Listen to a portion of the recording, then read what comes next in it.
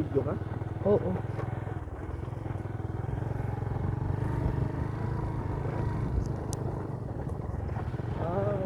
Ito yung lugar na ayan, ito yung lugar ko unang assignment sa Samar. Bilang tingente. Ikot ako. Ito yung parang ngayon. Ito yung dati. Ito yung pero bago ito. Bago. Dati doon, di ba? Oo. Ano, matakan muna tayo? Oo. Kapag nga. Kapag na lang siguro. Saan dito? Oo. Dito na siguro?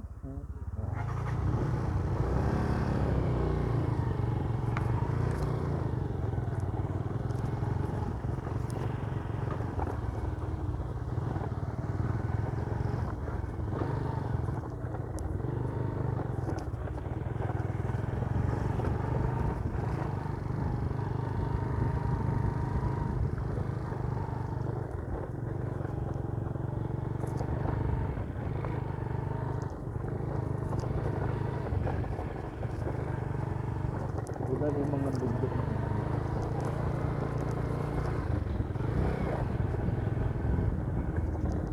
Yung barangay Kapuluan, Lauan, Southern Samar. Taga rito si Alicia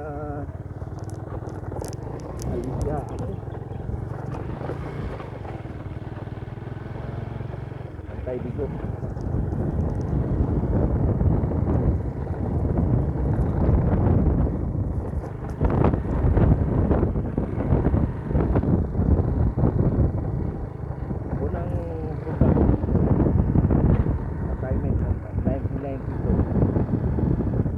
Nagsasayawan kami, kasama pala namin yung MPA.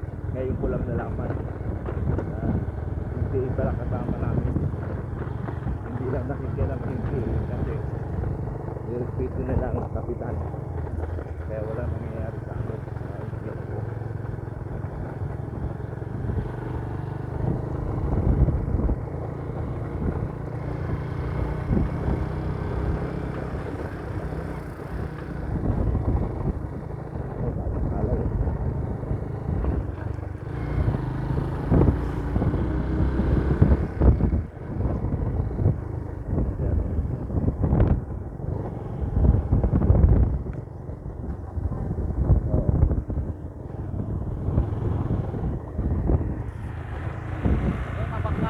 Kabaknan niya, yan. Yan yung iniikot namin pa. Nakikita namin pero malayo ikutin. Hindi pwedeng diretso eh. Ikot talaga eh. Lakad pa dati, no? Oo.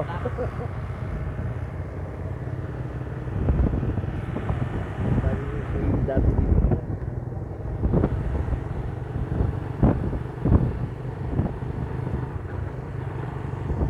Balikan ko lang yung lugar.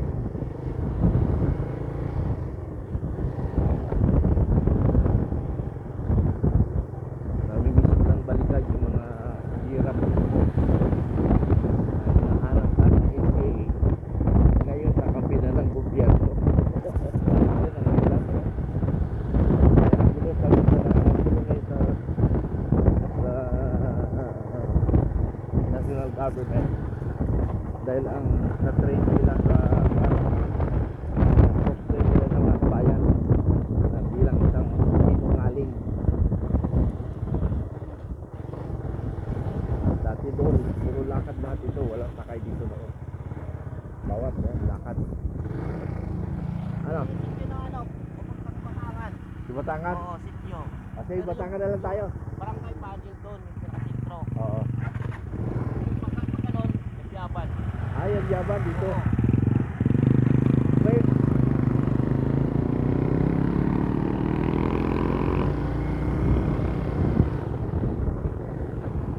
Ito Yaban.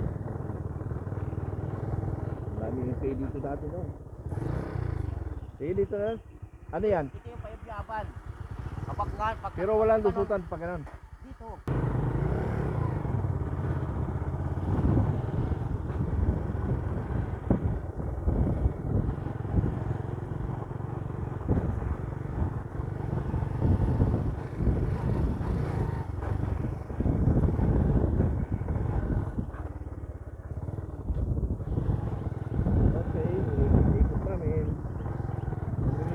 lugar dito kasi ang dami-daming suspect na mga kababayan natin na tumo NPA. Sabi nga nila, biktima lang na sila. Pero ang problema, biktima sila, lumalakas naman ang loob ng NPA.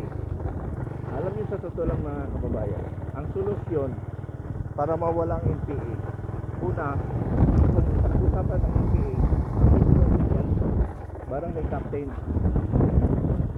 Kung hindi kaya ng barangay captain, mag-request siya ng una, pulis muna.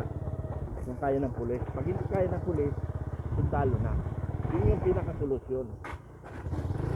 Kasi ang trabaho ng barangay captain is peace in order. Yung kasi, yung nanggugulo sa barangay, part ng peace in order yan. Kaya dapat, yan yung primary, yan naman talaga primary ng barangay. Peace in order, implementers ng peace in order. Hindi sa yung part of education and economic, hindi gaano primary yan.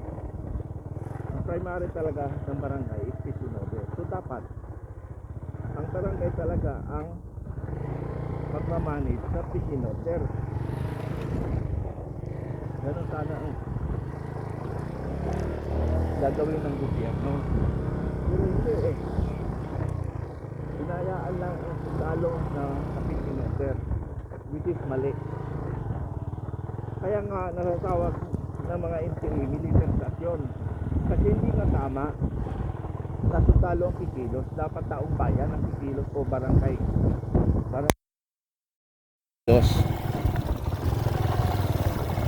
Kaya yan ang panukala ko na kung sakaling mabagong sitwasyon, ipilit ko talaga ang solusyon sa insurgency. Kung gusto natin matapos ang insurgency, barangay lang talaga. Yan yung pinakasolusyon. Now, hindi rin kakaya ng barangay council kung walang support sa national government. Kaya dapat kung hindi maalis ang party list, dapat may kabangga ang party list. Para yung pagsisinungaling nila, kukontrahin ng party list ng gobyerno.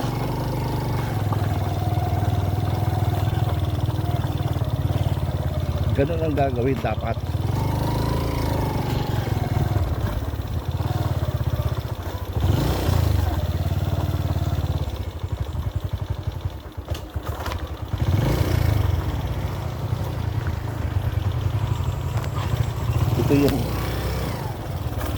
Ito ngayon, maganda-ganda nga yung kalsada pa.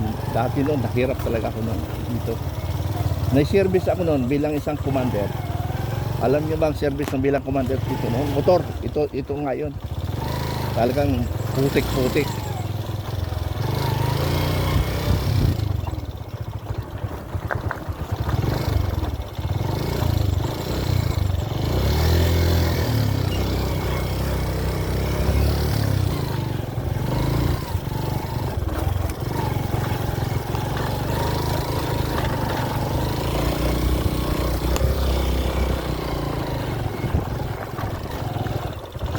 Sige. Malaki na pala kalsada dito, no? Maluwang. Ang direksyon nito, Sibunot. Hindi, ano to? Batangan. Ay, Batangan. Tama ko. Ha? Oh. Sila. Dito, ikot-ikot doon.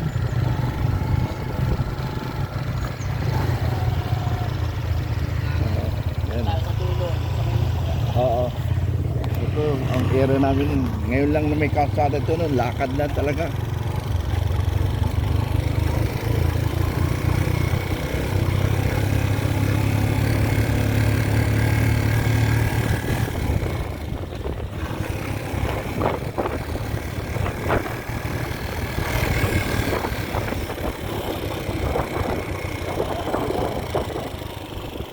I miss the area. Saan? Hirap ako dito noon.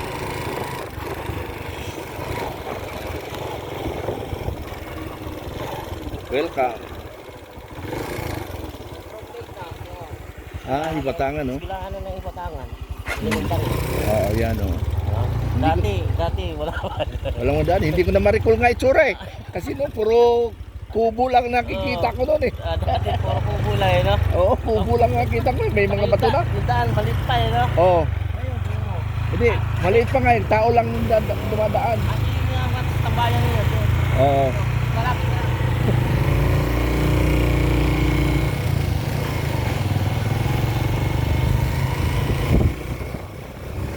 Ito ang itsura ng Samar. Maganda ito dito area na lugar kasi productive dito ang lugar. Hindi katulad yung iba, puro bundok na lang. Ito, mabuti pa nga, may patag dito eh.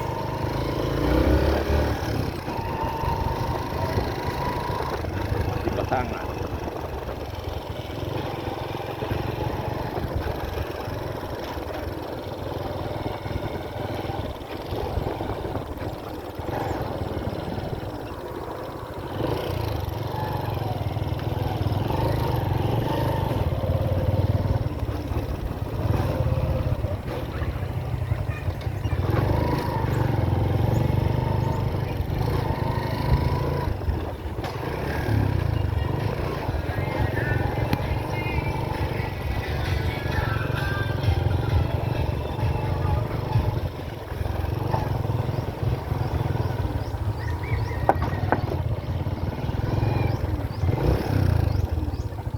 Didin na. Ah, didin na ito, didin. Dito na. Ito. Didin na. Ah, may lusot yan. Oo, hindi. Malit na yung daan doon. Ah. Babalik na tayo. Balik na tayo. Oo. Sige. Punta na tayo na katigbihan. Oo.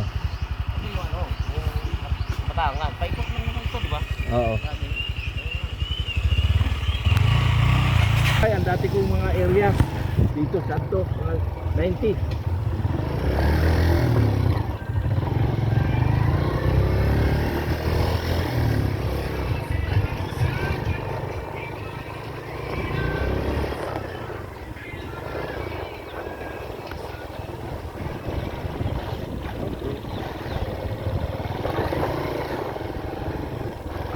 Ito ang buhay dito sa probinsya. Ginaid ako sa mga dati kong mga kasama. Hindi nila ako pinabayaan dito nung ako dito sa area. Alaga ako dito. Dahil marunong tayo makisama.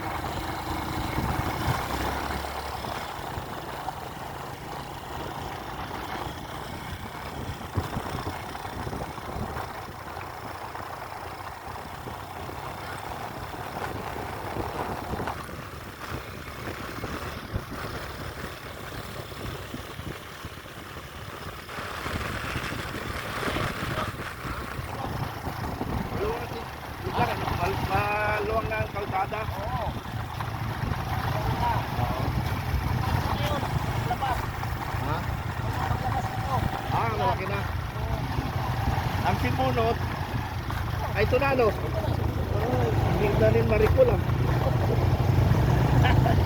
Kasi puro puno eh, no? O, puno dito eh.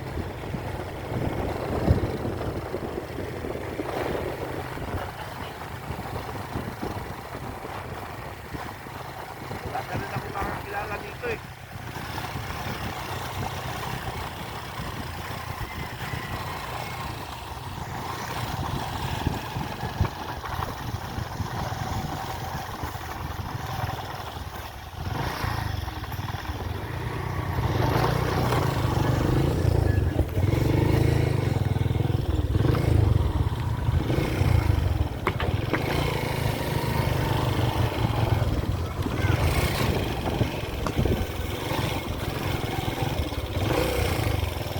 Yung pinakasentro natin, puno ng barangay hall. Oo, dyan. Yung barangay hall. Hindi ko malaman yung dating sintro. Ha? Yung noon. Dito na rin. Dito na rin yun? Oo, puro bahay na nga lang. Hindi ko na Oo, hindi ko na dati ma-recall pa. ang itsura. Dati yung kapitan dito, si Fresco. Yung anak naman niya ngayon. Ang alam ka.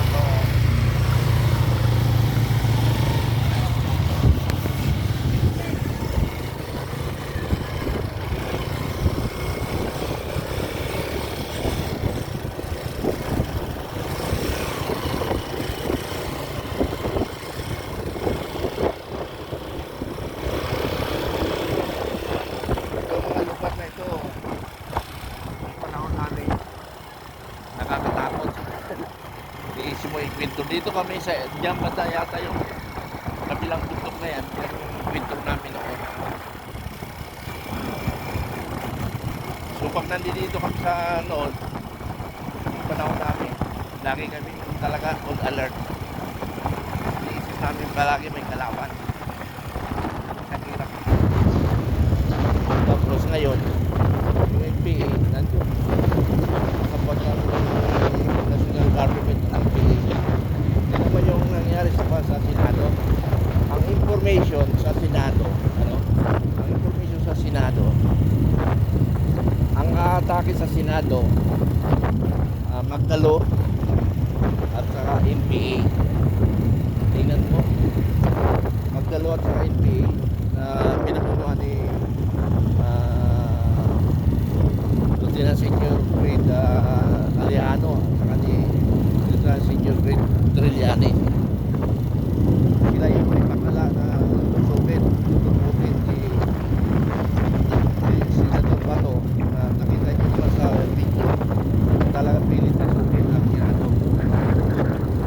Pero hindi na nagawa.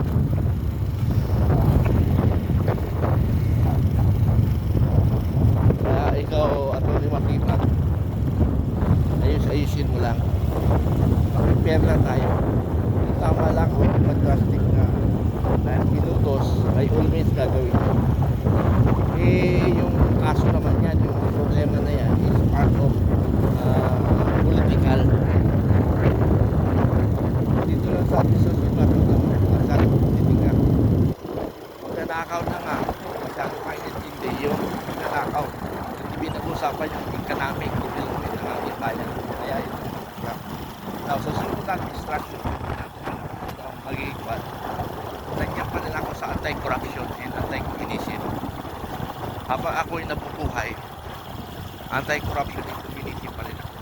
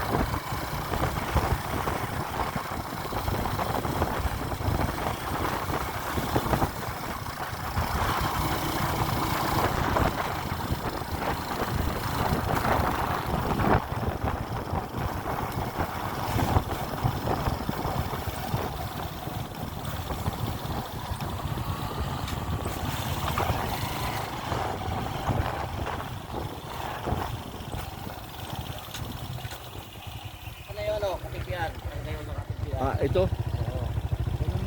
Parang naiiwan siya. Naiiwan. Naiwan. Oo. Katigbihan. Maganda ta.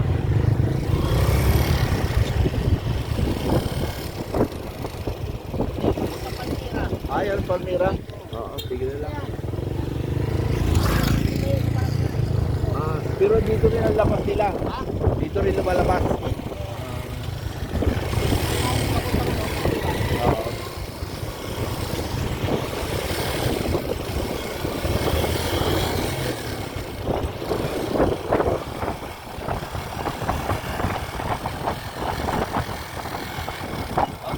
Nag-itlog nila ako sa kami ni barangay dito sa Lawang Sama. Kasi ito talaga yung unang barangay na napagano. Malapit lang sa sentro. May impetro na. Ganon dito noon. Kasi sa Samar noon, talagang kahit saan. Dito kasi nagsimula sa Northern Samar ang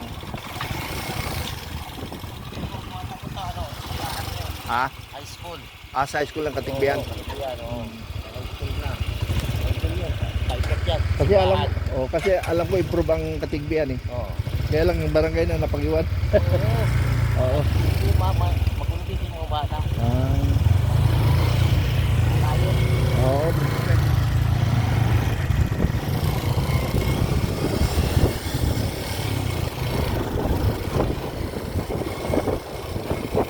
Natakot, iniikot nila ako dito sa dati kong area.